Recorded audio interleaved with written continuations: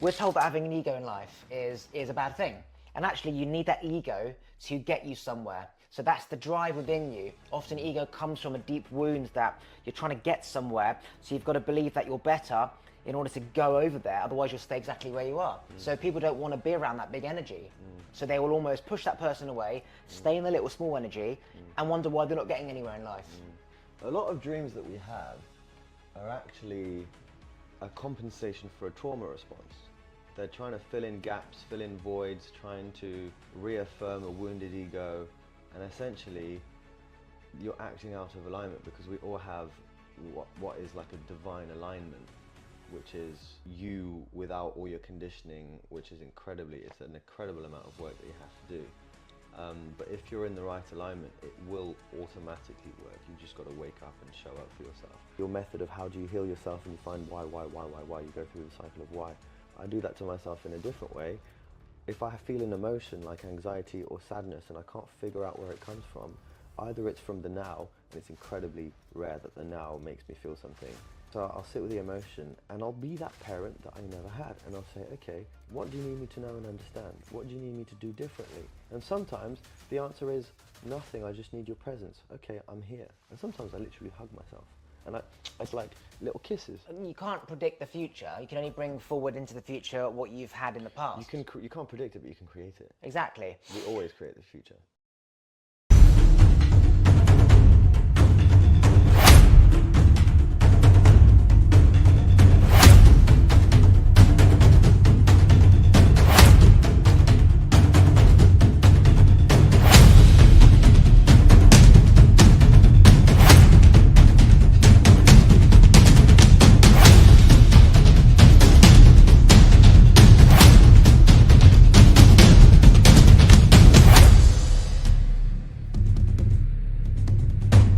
Right, so Naiko, I met you in London, in Leicester Square, 4 years ago. I wanted to start a podcast, and I'm like, I need to find somebody to do a podcast with. So I went to London, and I went to Trafalgar Square, and didn't feel right. So I trusted my intuition, went to Leicester Square, didn't feel right. Went back to Trafalgar Square, nothing was there. Suddenly got the feeling to go to Leicester Square again, and there's this little busker with a bowl haircut. And he's playing his little guitar, he's singing Ed Sheeran. I was setting up. He was setting up. Because the rain came, remember? Yeah. I was setting up. And I went over to Naiko and I was like, do you know about the law of attraction, energy, power, the mind, frequencies, blah, blah, blah, blah, blah, blah, Do you remember what I said? Do you remember my response? He went, yes, yes, yes, yes, and yes. Yeah, it was yes. And I specifically remember saying, you couldn't have come across a better person for this. Yeah. Because it was literally everything that my focus was on at the time. So at that point, me and Naiko then went and had a chat and conversation in Costa opposite the Leicester Square. The rain came. It was pouring down with rain. I had to stop the busking. I had to stop setting up, and then we went and that's why we sat in Costa. Otherwise I would have carried on with my session. That was it. So we went into Costa, and for 3-4 hours we were talking about my dreams and his dreams. My dream was to become the #1 podcaster on the planet, and at that point we hadn't even recorded our first episode. He was on the first episode. I went to his house a week later after meeting him. It was a 3-hour podcast. It was on a Saturday, the 28th of something. Yep. And 28th of January. This is episode number like 320 or something. And then he told me his dreams about becoming a singer, songwriter, producer. Yeah. And what's happening now since that day? Oh, what's happening now? Man, it's been a meandrous journey. Still on the way there. I mean, the ways, I'll always be on the way there. I guess the newest shift is I'm currently doing a master's in commercial songwriting and production.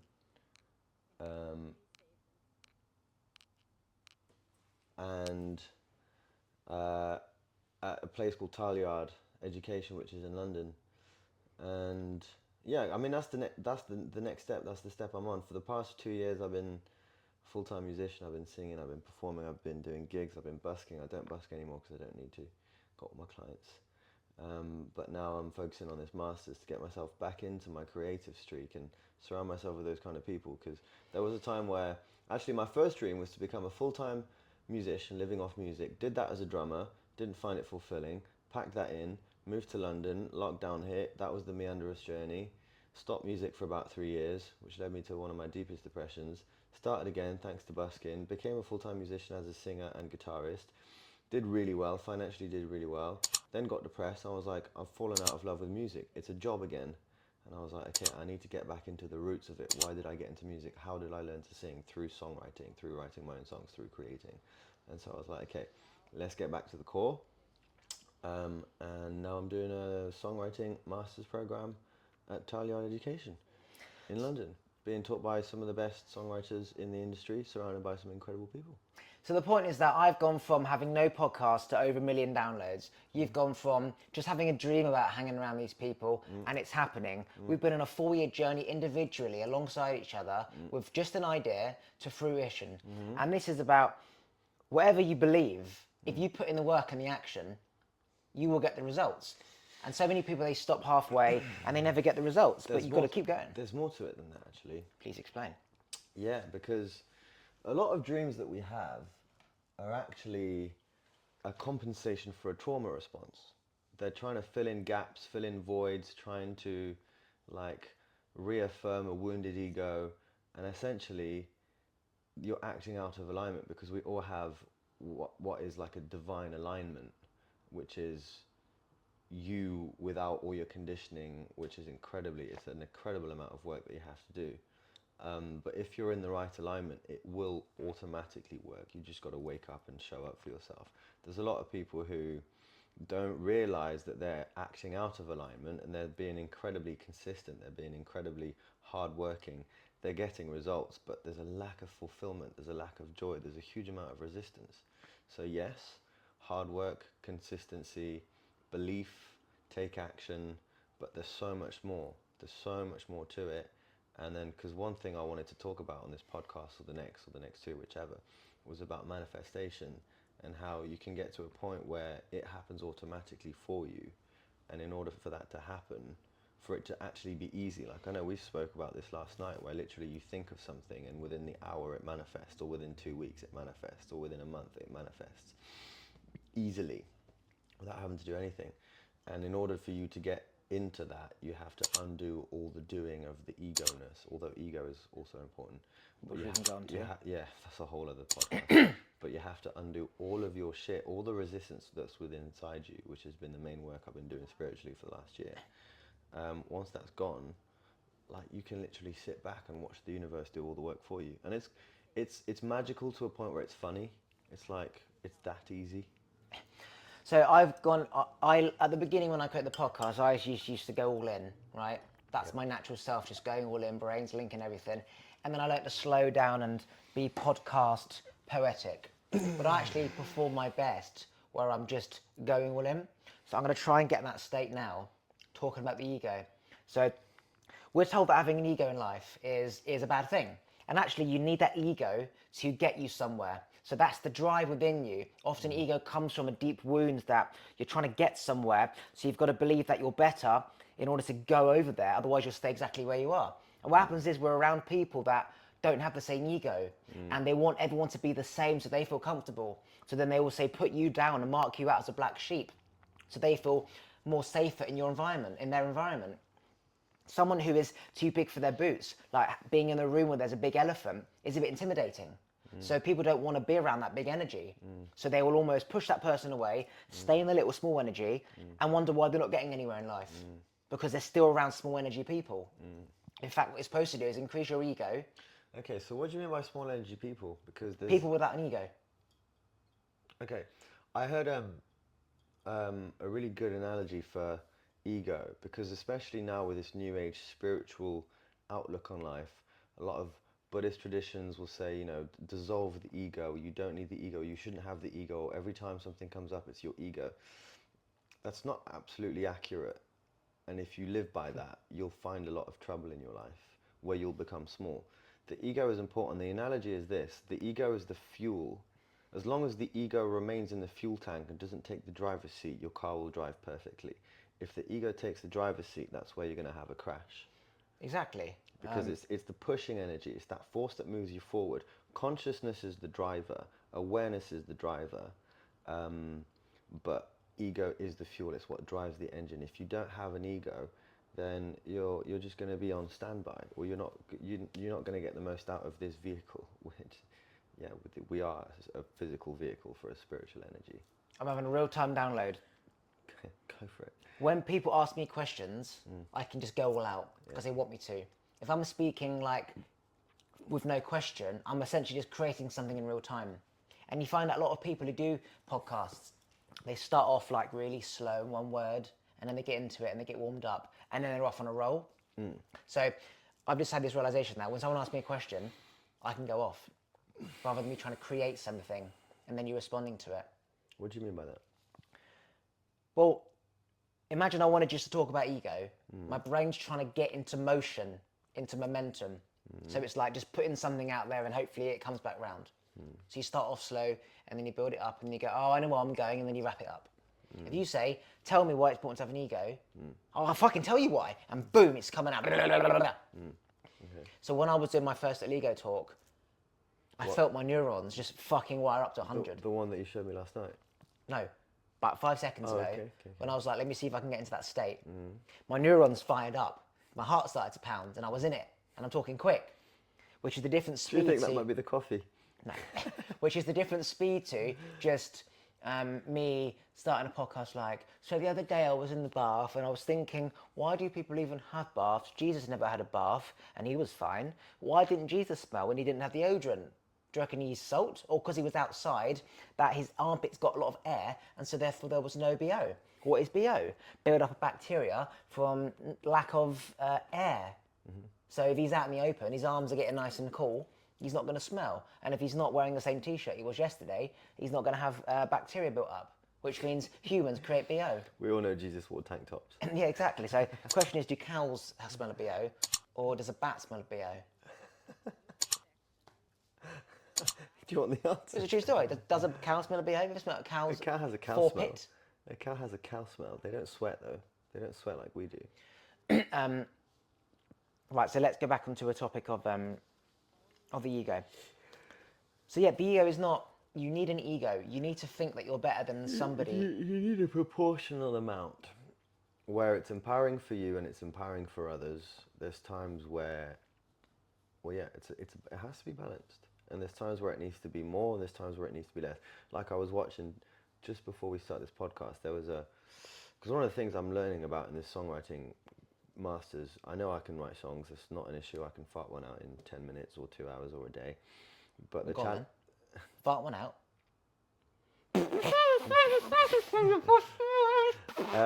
But the main thing that we're looking at the moment is collaborating with others because it's rare that you'll songwrite on your own unless you're your own artist.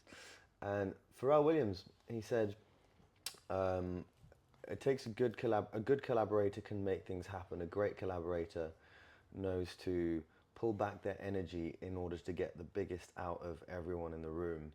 And a lot of people struggle. A lot of people struggle with having an equal amount of ego in the room, and they can't balance it out. And that's really interesting because I'm finding that obviously a lot of people on my course are quite new to this, or they haven't been in the music industry or the music world. And I tell you what, the main skill I've learned as a musician, playing in bands, in original bands, function bands, stages, orchestras, is like if you don't get the balance of your ego right, the music will fail, or you will get fired, or you won't get rehired. And so that's been a main, really incredibly beautiful and transferable skill as a human, is knowing how much energy you have to give, knowing how much energy you want to give, and knowing how much energy is required in the room to get the best out of the room. And so that energy, we could call it ego, because that's what will tip the boat or float the boat. It's interesting because, you know, It goes with everything, by the way, relationships, friendships, family, problem solving, sorting shit out with your landlord. Milkman? Milkman. No, because you don't interact with him, he just knocks on your door and leaves the bottles. Because you're asleep, right, when he comes at 5 in the morning and it's dark, so you don't know who it is. Yeah. So when Preston Smars came on my podcast, he said that life is a team sport. Yep. We are born as a team and we will die as a team. People will carry our coffin into the grave. It is a team sport. We are not individuals.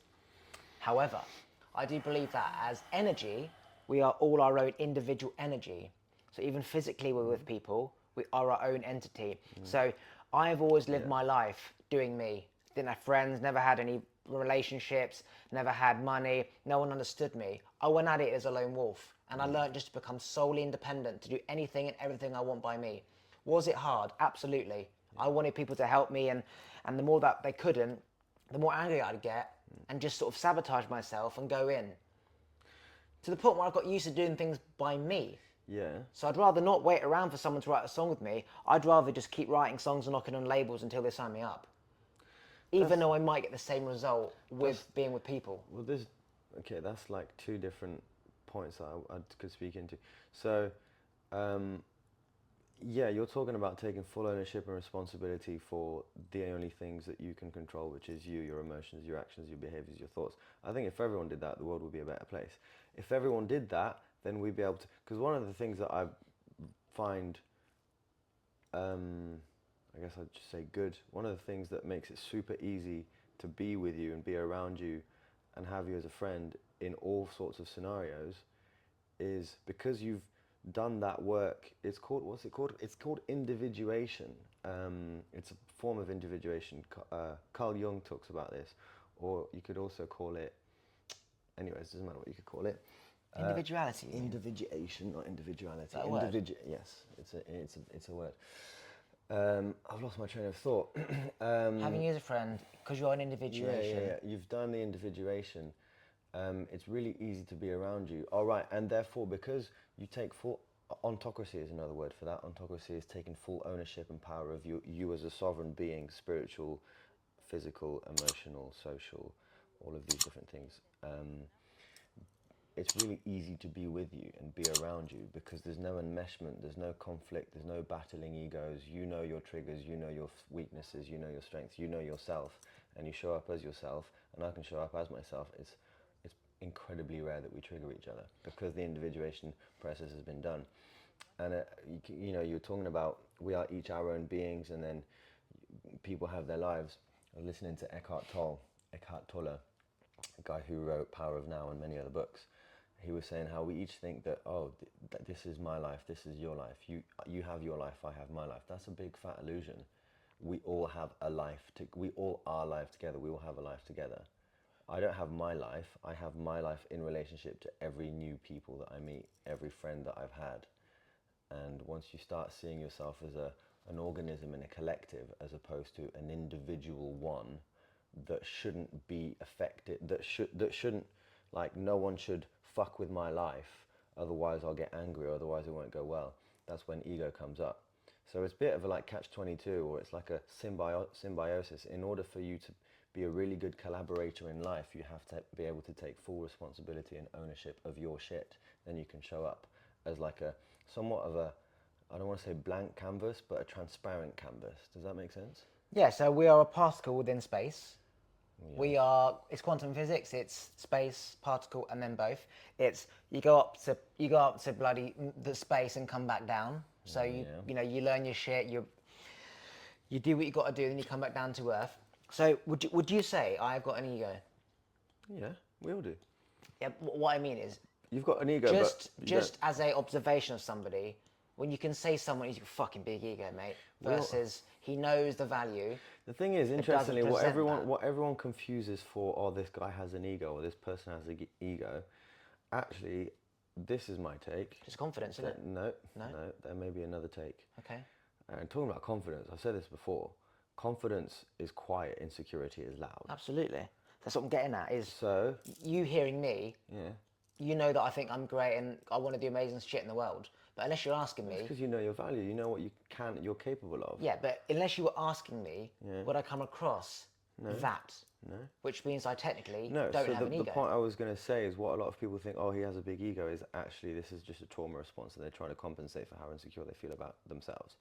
Yeah. That's what ego is. Or a lot of times, I remember once I was having a pizza with my ex-partner, and this woman... David, yeah? David, yeah. He was fit, man. Yeah. He had a big cock.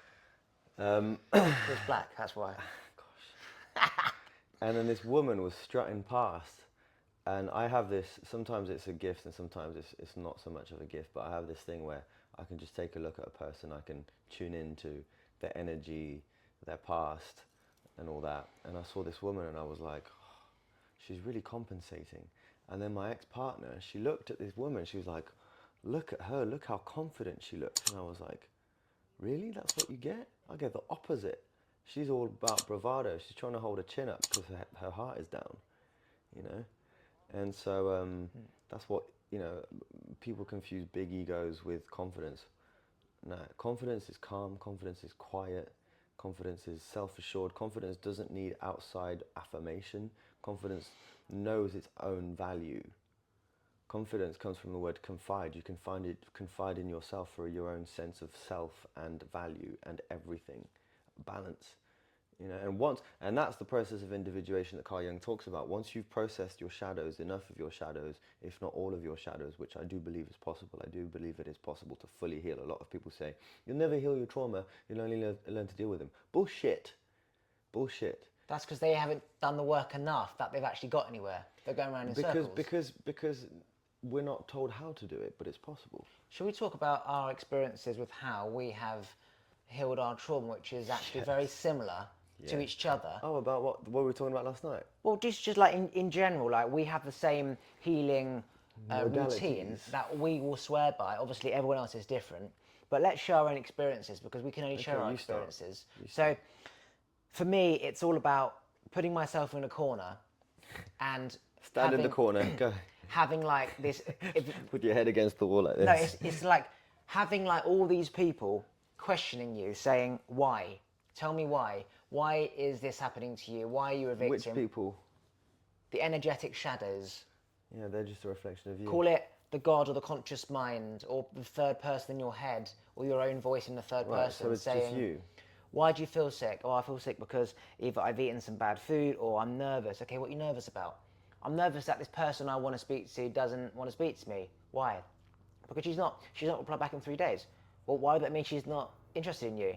Well, because if I'm interested, I'll reply back in seconds. That's because you've got so much time. Maybe she works? Yeah, that's right. What does she do for work? Full-time job. Exactly. So that means when she comes home and she sits down, she's had her dinner, she's done her washing, then she might have time to reply. Okay, but then she's also got a life outside of messaging you back. She's got to clean the dishes, she's got to clean the shower, she's got to reply to her mum, I don't know, go and see her nan, go to the post office, and then she might have time for you. So that's why she hasn't replied back to you in 4 days. So you're saying that trying to get to the core of the truth of the crux of the matter. Essentially, when you need an answer, it doesn't matter if the answer is what you want to hear. It's just an answer.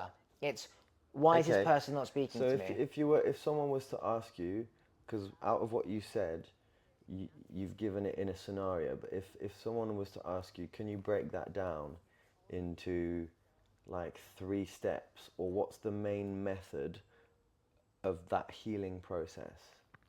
That you become aware of a situation that you don't want. Which means you have to be ultimately brutally truthful towards yourself. So you've got to accept... Not brutally, transparently truthful. Yeah, you'd have to accept the reality of this is what's happened. Okay, and how'd you get there? By sitting down with yourself and facing what is right there. Say, my father doesn't want to speak to me. Why? So the thing is that we live in a world of avoidance. We're told or taught, conditioned from a young age, to avoid pain, to avoid difficult emotions, to avoid difficult ideas, to avoid rejection, to avoid feeling the sadness, to avoid feeling the anger. That's, by the way, that's where anxiety comes from. I watched little bifurcation, little side note. Anxiety isn't a real emotion. Anxiety, so we only have, this is going off a video that I watched. No, I saw that as well. Do you know so we have 4 main emotions. We have, what was it? We have fear, sadness, anger, and joy.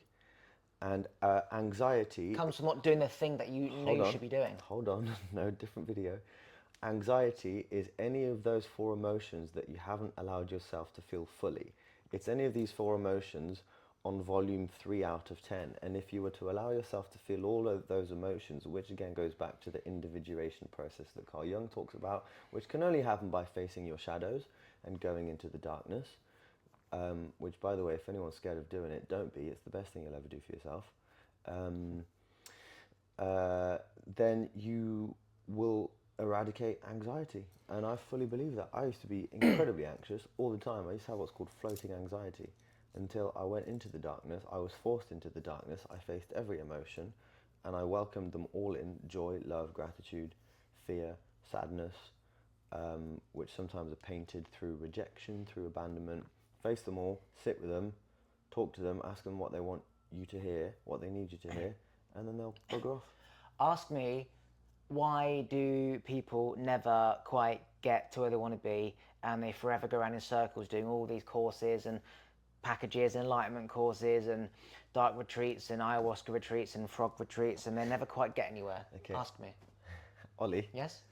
got a question for you. Oh, fucking hell, I love questions. Why do people never fully heal even after they go to all these new age spiritual retreats like frog retreats and ayahuasca retreats and like ritual dances and swan dancing and full moon retreats? Go off to Bali, yeah. Off to Bali and go to find themselves in Southeast Asia, or like go to do some shamanism or smoke some tobacco, or why?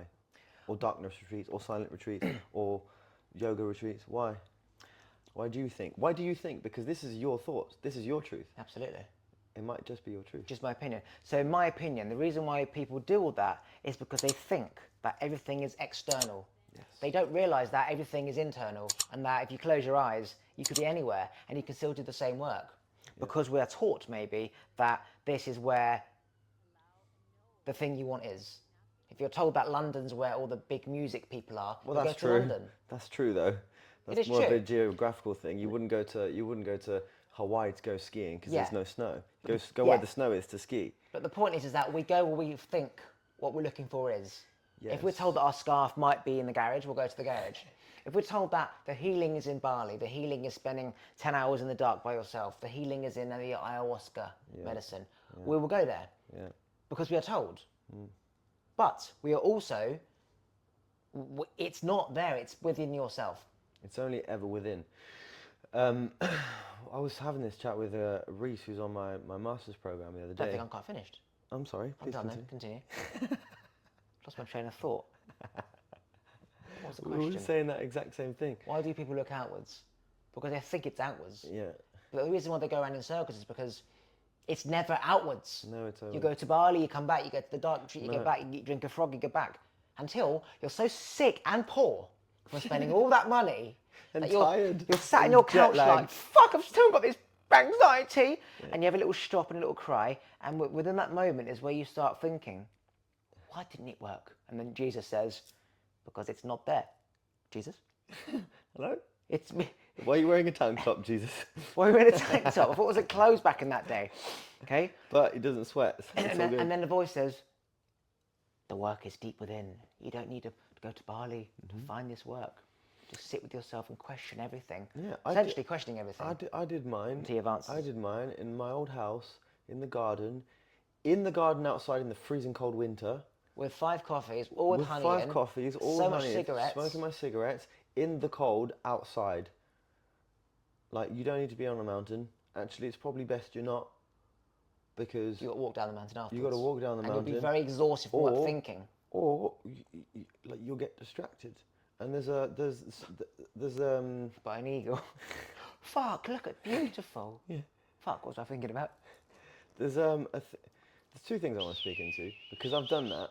I spent my 20s traveling, mainly on cruise ships. I painted the picture as the reason I'm going on cruise ships is because it's good money, and it was a good experience, and it was, and blah blah blah. But I was running away from a situation. I was running away from myself, but telling myself I was running away from my mum or my toxic girlfriend at the So time, or I was interesting. running away from my family, but actually I was running away from myself. And it was interesting because I got to the Caribbean, I got off the ship, I was in the fucking Caribbean, St. Martin Island, getting paid $2,500 or whatever a month. That's so good at that age. I was 23. Wow. To work 15 hours a week doing music, having no expenses, and on my time off, go for a walk to the beach. And I remember this moment I remember the shirt I was wearing. It was a blue checkered Levi's shirt. Too hot. It was fucking summer. Anyways, walk into to the beach, and I was like, why do I still feel shit? I'm in the water, and I feel shit. And I was like, right, it must be this place. The vibe's probably off. It's probably too touristy. Must have been some fat, bad fish. No, it wasn't, because my body responds extremely well to food. And I'm saying it's not that. Yeah. It's within. Yeah. And then I was like, okay, well, we've got Mexico tomorrow. Wait till you get to Mexico. It's different. The water was even clearer. You could see the fish. They were beautiful and blue and pink and green. And like, there was a good party vibe. And I went to a different place. This time I had my friend with me, who I met on the cruise ship. Still felt shit. And I was like, right, Okay, didn't click. Came home, was unhappy when I got back home. Decided fuck off back to another contract. Same shit happened. Did that zigzagging. I went to the Caribbean twice. Went to Alaska once. Moved to London. London didn't change anything. I was still unhappy. I was like, well, so which leads me to the 7 Hermetic principles. Which gone. If every time you hug somebody, they walk away, I'm your armpits stink. I'm crossing my fingers because I'm hoping it won't. It's yourself. I won't forget what I'm saying. Keep 7 going. Hermetic principles. I don't know why that I've never done that before. One of the 7 Hermetic principles. Check it. Look into this, guys. If you're into it, it's a really cool concept. It's the laws of 3D reality. One of them is as within, so without. Yep. As within, so without. So your condition that is within, emotion. Were you going to make a sex joke? As above, so below. Yeah, as above, so below. As within, so without. Everything is rhythm. Anyways, I won't go into all of them. But as within, so without. So whatever your internal condition is, whatever relationship you have with yourself, with your emotions, with your thoughts, with your actions, with your behaviors, you will see the world through that filter. That is also the law of correspondence, which is related to the third eye. Whatever is within, your outside world will correspond. That's why so many people, and I'm going to be bold and use that word, people who don't even realize that they walk around with victim mentality, saying the world is this, people are that, the world is bad, this person judged me, this person was harsh, this person did this to me, no. Well, actually, no. If you fix your inner world, that will shift instantly. I'm telling you. It's the law of correspondence, as within, so without, which is why go within. You cannot go without. It's not as without, so within. It's as within, so without. And so no matter where you go, no matter if you go and do a fucking ritual on the moon with the Dalai Lama and reincarnated Buddha, You're still taking your shit with you. and Jesus, you're still taking your shit. You're still not dealing with your shit, and you have to transmute it. And the only way to fucking deal with it is feel it. Face it, feel it. If you need to talk to it, I talk to it sometimes. And all you got to do is sit on the toilet for 5 hours without your phone and think. Why the toilet? Because often that's a place where you're by yourself and there's no distractions. Well, you can. And you're just sat there sort of staring at the corner where there's like a bit mouldy. You're thinking, oh, I need to get that sorted. You can also do that in your bed or in your sofa. Or that is true, but I'm saying like in the bathroom. Or if you drive, anyone who drives, I do a lot of my like mental rejigging in the car. So the point of all of this is that. Try it, guys. Go within. And the thing is, sorry to interrupt, but You're forgiven. Oh, thank you. Are you Jesus? I was. In a past life? Yes. Apparently we all were. Yeah, same. Apparently he's within all of us. But I'm the real one. Oh yeah. There's no fake ones, but I'm the real one. You know at Father Christmas at Lapland? Yeah. There's 20 of them, all saying the Father Christmas of the kids. Bollocks, okay? You're the real one. The real one's in actual Lapland. Right. No, I'm not Father Christmas, I'm Jesus. Go within. It's going to be painful for a bit, but I would recommend consider going through pain, facing your pain for 2 to 3 to 6 to 9 months to then live in bliss and peace. Wait for the rest of your, because you were going to say something, sorry. I was going to sneeze actually. All right. Wait! For the rest of your life, it's not worth avoiding it, what you think is avoiding it for 9 months, but actually you're feeling it on a slow burner, and then it will come where you're at your weakest, when it's the most important time, whether it's the death of a family member, the birth of a child, or someone's in hospital, or I don't know, it'll come out when you don't choose it. So choose when you do the work. Don't let the work choose when it works with you. So essentially, Takes guts. It's like going to university for 3 years, right? Okay. You're all in for 3 years, then you've got the rest of your life with your degree, and you can hopefully enjoy jobs with that degree. Yep. Doing the work for 9 months means you're going to be free the rest of your life. Yep. Now, doing all these stuff like retreats and frog stuff, yeah, it's a great experience. So when you put aside the fact that I'm here to get somewhere, and did I get anywhere? Maybe yes or no. Just don't use it as a crutch. Yeah, do all this stuff, because like we want to do, say, the dark retreats and ayahuasca and stuff like that. I'm curious about But we wouldn't be going there to fix things, because we know that the problem is within. We've done our work within by simply sitting on the couch in the dark by ourselves. I used to be scared. That's why I used to like have maybe 1 or 2 beers before bed. I used to be scared to go to sleep to be with myself. And now I look forward to it. Yeah, so... Now I talk myself to sleep if there's anything going on. Otherwise, I'll just...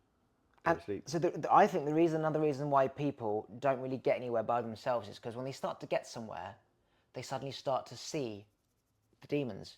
Oh, fuck. My parents do control me. Oh, shit. Why am I with my partner? Oh, fuck. How I treated my best friend was horrific. And at that point, they've got two options. Forget about it. Or say, I'm sorry that I did this to you. And that's when life changes. Yeah. Life changes when you say to your parents, oh, I'm moving out now because I've realised that I'm actually controlled. That is life changing. And people would rather not rock the boat and keep things the same. Can I also, like, because you said, you know, you said something like, I'm realising my parents are still controlling me. And that can also happen in a way, indirectly, where your parents are not controlling me, but the parents that have been internalized within you that you've become that toxic parent to yourself. Example, there's someone on my course, obviously I won't say names. Jesus? The female version. What was the female Jesus name? Monk? No. Monk was transgender. So Monkey. And Hi, I'm Monkey. And then so I can see that this person is still having battled internal battles with their true self, which is trying to be there and come out, and then their toxic mother figure, which is still in there. And for example, this person, when she'll say something wrong or make a mistake or feel like she's stepped out of line, she'll say, stop it, and say her name, and slap herself in the face. So interesting. And I'm like, that's really interesting. She's hearing that mother voice in her head. That's probably what your mum did to you. She's hearing that voice and she's... And so now your mum isn't doing that anymore. You're doing that to yourself. Yeah, but she doesn't realise that the pattern's changed, but you're still in the pattern. But in doing that, they're doing it to themselves and saying, Mum did that to me. It's like, yes, she did. So she's actually hitting herself, you can see it. Physically, wow. She's done it like 3 or 4 times since we started the course. And so... And hang on. And so that brings me back to the victim thing. This person in her head is thinking, my mum is so horrible. My mum was so horrible. That's why I'm like this. I need help, or I need therapy, or I'm traumatized. Okay, let's reshape the way you see that, because it's making it worse. My mum was horrible, or my mum was going through her shit, which meant that she wasn't the best she could for me of what I needed. How do I stop being like that towards myself and be the mum that my mum never was to me? And that's where a lot of the, like, I don't know, because going back to your method of how do you heal yourself and you find why, you go through the cycle of why. I do that to myself in a different way. If I feel an emotion like anxiety or sadness and I can't figure out where it comes from, either it's from the now, and it's incredibly rare that the now makes me feel something, triggers me. So I'll sit with the emotion and I'll be that parent that I never had, and I'll say, okay, you're feeling sad. I see you're feeling sad. I hear you. I feel you. What do you need me to know and understand? What do you need me to do differently if there isn't anything you need me to do differently? And sometimes the answer is nothing. I just need your presence. Okay, I'm here. And sometimes I literally hug myself. And I give myself like little kisses on the arms and the hands. And I kiss my hands and I tap them on my cheeks. So I'm giving myself that love. Or sometimes it's like, right, I had this recently because I've been so busy that I've become a human doing. And I'm getting lost in it. And I spoke to myself, I was like, right, what do you need? She's like, I need you to give me time. Give yourself time and stop doing, just be for a bit. I was like, all right, I'll make that promise to you now. I'll make it work. And that is saving years of therapy, fucking thousands of pounds. Like, that's all you need. It's all you need. It's to go through the emotions of why? Or what do you need? Yeah, but like, basically, if you keep asking why do you feel like this? Because you're not giving me time. Why do you need time? So I feel like I'm heard. Why do you need to feel like you are heard? Yeah, go on. It's like a flowchart. We should create a flowchart. And then eventually you get to the end. So why do you feel like you need to be heard? Okay. Because I feel like I'm being seen. Why is it important to be seen? Yeah. So I feel like I am something and someone. Why do you want to be someone? Yeah. So I feel good. Why do you want to feel good? Because that is life. What is life? Exactly. Hang on, energy. Beautiful. What is energy? It's everything. What is everything? Everything. Yeah. But what is everything? Everything. Yeah. So when you get to the end and there's no more whys, you've accepted that. I now feel like that because I want to feel everything. Yeah. So how do you feel everything? Feel everything. What does that mean? It's very good. Just feel all of it. Just feel everything. Feel the conversation, feel the bin man, feel the pigeon, feel the person who is on the bus with his earphones, feel the person at the door giving out tickets, feel everything. Feel into everything. Okay, so how do you feel now? I feel great because I feel connected to everything and everyone. How does it make you feel? Which ties me back to the point of I don't have my life. I am life within a collective. Yeah. So when you keep questioning everything until you have no answers, you've got the answers. And I think that all this is about is finding answers to questions we don't have answers to. And even though we may have the answer, we need to link that question to that answer. We've got all the answers, all the questions, but we need to join the dots. And also there's within there, you need to try and, if that works, amazing. There's one thing that I had to add into my flowchart. I quite like the idea of a flowchart, the why flowchart. That's fucking great. We should do that. We should do it. Find any problem, keep asking it why, and see how many things you have to get to before you get to the end. One thing I want to add into the flowchart is... What if everything goes back to everything? The everything flowchart. What if every question, every issue goes back to the same thing? Okay. From lack of fatherhood, anxiety, girlfriend doesn't like me. What if it goes back to everything. home, everything, right? Fuck, we should try that. And it's interesting you say the word home. Is the whole goal of this is to come home. Yes. Which is, or to make a home of this vehicle.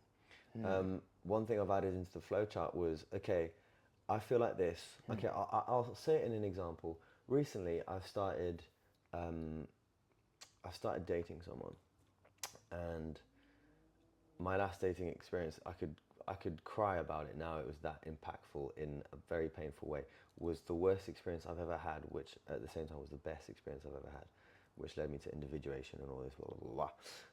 I was on this way. We'll talk about this on the next podcast about the work that you did yeah. and the work that I did before, knowing how to just be there with you without saying anything. What do you go through it and see you come out? Let me do this flowchart thing. Yeah. I'll tell the story. I was driving to, so essentially it's this person that I've been friends with for a good amount of time and blah blah blah. We've hung out. It wasn't a new person. I wasn't trying to get to know this person. I was driving to their house, to her house. And you don't know she's going to listen to this. I know, that's fine. I told her the story, she knows. We're so transparent and it's great. I was driving to her house and I actually had a little cry. I was like, I feel nervous, I feel scared, and I cried a little bit. It was a really short cry, just what I needed. I was like, right, why do you feel scared? Okay, I feel scared because I've had a great friendship with this person, very grateful for this friendship. Now it looks like it's gonna grow into something more. And then I was like, but really, is that the truth? You have to catch yourself, is that actually what it is? And I was like, no, what is it then? Okay, to be truthful, transparent, and honest and clear, there is a potential that it grows into something more. Is that true? Yes. Why? That's brilliant. Is that true? Yes, it is. Why is it true? Because we trust each other. I've opened up, told her that I've got feelings for her without any expectations. It's her choice whether she reciprocates. So therefore there is a potential. Okay, if the potential happens, why are you still scared? I'm scared because it could lead into intimacy. Okay, will it lead into intimacy? I don't know, it's a maybe. This is brilliant, man. Life is a flowchart. What if it does, or why are you scared? Because the last time you opened your heart to someone, it destroyed you and you went to hell and back 1,000 times. This is great. Okay, are you still scared? No, wait, why are you scared that might be the same thing? Well, I don't know that it will be the same thing with this person. Okay, based on what you know about this person, how obvious or how likely is it that the same scenario will happen? Impossible, because it's a completely different person. Because I know this person, this new person, how does she compare to the other person? Uncomparable. Okay, are you still scared? No? Fuck, is that? And that can be done in the car on the way to the gym. It took me 5 minutes. It took me 5 minutes. This anxiety, nervousness that's lingering around is basically you trying to get to the end of the flowchart. You're trying to get to the truth. Which is the end of the flowchart. And you have to be truthful. At every point you come up with an answer, which is still just a speculation. You think, okay, is that actually what's happening? To the best of your ability, can you answer that? Okay, no, it's a fear that's coming up. Okay. And that's one possibility out of millions. And we have to base things on fact and reality, not things that might happen, because there's millions of things that can happen at any given time.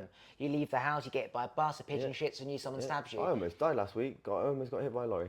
This finishes in 3 minutes, right? Then we can roll this on to the next bit. So, to wrap this up, you can almost get to any destination by internal destination by questioning to the best of your ability, as close to the truth that you can, and validating with no judgment, and validating each step. Meaning, you trust but verify, meaning, okay, I think that I'm anxious because of this person. I need to verify it. Just confirm to me, Is it that this person, person? or is it me based on a past story from a different person? And am I projecting the future into my present? Is that why I'm scared? By the way, that's why most people are scared of commitment. Everyone says we fear the unknown. No, you fear what you have known, and you're fearing that you're putting the known into the unknown. You can't fear what you don't know. You fear what you think might happen based on what happened before. And don't forget, you can't predict the future. You can only bring forward into the future what you've had in the past. You can't predict it, but you can create it. Exactly. We always create the future. But back to this flowchart thing, what you just laid out is literally what people do on a whiteboard, where you've got yes and no path. What happens when you go down that path? And if you keep going down the path of, I presume it's yes, you get to the end. And if people use that same analogy with everything, why don't I want to spend time with my family at Christmas? Because last Christmas, the uncle got drunk and hit my dad. Okay, how did that make you feel? Made me feel shit. Family's supposed to be about love and protection. How does that make you feel about protection? Well, I believe that as I'm a woman in life, I need to be protected by a man. Why do you need to be protected by a man? Society says, or because you want a man to do it? Well, actually, I want to be independent. So it's not nothing to do with that. Okay, so what does that mean? It means that I'm not independent. I don't feel I've got control over myself. What does that mean? It means that I don't feel that I have myself. Why do you not have yourself?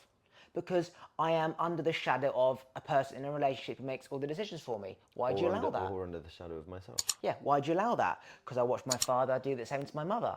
Why did they do that? Because he didn't know any different. Okay, so you can either continue it or change it. What do you want to do? Well, I want to change it. Okay, so what are you going to do? Yeah. Make sure that when I have a bloke, he knows that I want to be independent and I don't want you to look after me and take control over me. Or vice versa, whatever your choices Or are. vice versa. Okay, so now you meet the new person and then you have this conversation that I was on the couch going through the flowchart, understanding why I hate my uncle at Christmas because he hit my dad and protection is important to me, blah, blah, blah. He's done the loop and he's like, fantastic, because I don't want to mother you either because you don't fuck your mother. Fantastic. So now he doesn't want to mother you because otherwise he doesn't fuck you because you don't fuck your mother.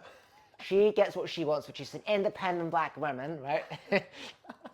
Don't say. And now you've both got this common ground. So now you've taken this past pattern, you put it into the future, you've molded it up, you've softened it, you've filed the edges in a space of 5 minutes, and you've flowcharted yourself 35 questions. Flowchart to freedom. Flowchart That's what we're to going to call freedom, right? Even if you get a whiteboard or a piece of paper and start doing diagrams, take any problem that you have. Why is it I don't like commitment? Because I saw my parents divorce when I was 5. Why do they do that? Because let's just say they were Muslim, they were forced into this marriage, but it wasn't based on true love. So they weren't compatible energetically. Oh, okay. Am I Muslim? No. Are you Christian? No. What are you? Atheist. Okay, so those rules don't apply. Which means you now can go through your life and choose who you want. Okay, who do you want? Somebody who can provide love. Okay, how are you going to get that? Work on yourself first. So if I increase my vibration, I will become whole and hopefully attract somebody who's also whole and who's also done their work. You eventually get to the end path of the flowchart, which is basically back round to where you are trying to get to, which is home, within, having everything aligned as you want it to be. But this flowchart, we're onto something here. Yeah, no. Because essentially going to Bali, going to the ayahuasca frog, going to the dark retreat is that flowchart of, if I go there, then I'll get to here. And then someone there's like, oh my God, I'm doing ayahuasca next week. Do you want to come? And then you go there, and then you go there, and then you come back round to, fuck, I still feel shit. Just a thought, if anyone's watching and thinking of going to Wrap Bali, this up so we can start another one. and it feels right, do it. We're not saying don't. No, I mean, absolutely, obviously, don't listen to what we say. This is just conversation. It's our opinion. Yeah. But, for example, if you feel the need to go, go. We're going to Bali, Yeah. but we're not going there Yeah. to find ourselves because we know it's within. Go if it's a real strong intuitive hunch, but don't go there expecting it's going to fix you. It could fix you, and you could get the same results Probably won't. as long as you go within. For example, But the last trip we went to Corfu on, Yeah. I followed all the hunches. I went there with no expectations. I didn't go there expecting to whatever happened. Didn't expect for that to happen, but I followed a hunch. I went there based on a hunch, based on alignment, based on synchronicities. I followed the signs of the universe, and then if you do that, if that's what you follow, yeah, the process will happen and the healing will happen. Okay. If you want to continue this conversation, listen to the next episode after this, right? If you one last thing, if you had one day left to live on the planet, what's the last thing you would say?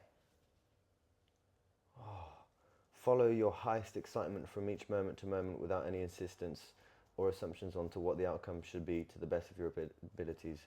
Do that from moment to moment to moment with everything. And if you want to promote and plug anything? Instagram, website, anything? Yeah, my Instagram is NaikoJax, NaikoJacues. That's my Instagram. Be releasing some music very soon. Lots of love.